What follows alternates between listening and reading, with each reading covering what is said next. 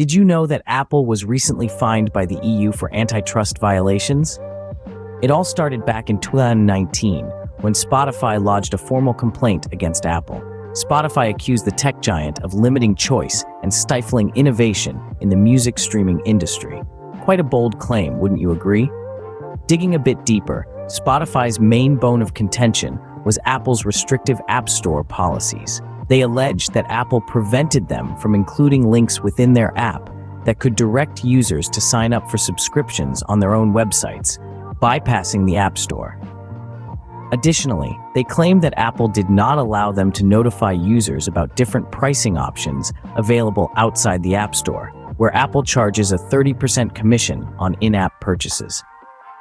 The crux of the matter is this: Spotify and the EU believe that these practices by Apple unfairly disadvantaged other music streaming services, giving Apple Music an undue advantage. These actions, according to Spotify and the EU, hindered fair competition and limited consumer choice. Quite a hefty allegation, isn't it? Let's delve into Apple's response in our next segment. Apple, however, didn't remain silent on the issue. The tech giant was quick to respond to the accusations, staunchly defending its practices. Apple argued that these restrictions were not arbitrary, but rather necessary measures in maintaining a secure and user-friendly app ecosystem. They stressed that their policies were designed with the user's best interest in mind, focusing on safety, privacy, and a streamlined user experience. In a proactive move, Apple also revealed changes to its commission structure in response to the EU's Digital Markets Act.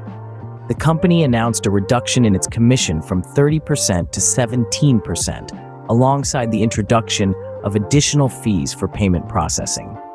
This was seen as an attempt to appease critics and regulators, demonstrating Apple's willingness to adapt its policies in light of regulatory scrutiny. However, it wasn't all smooth sailing.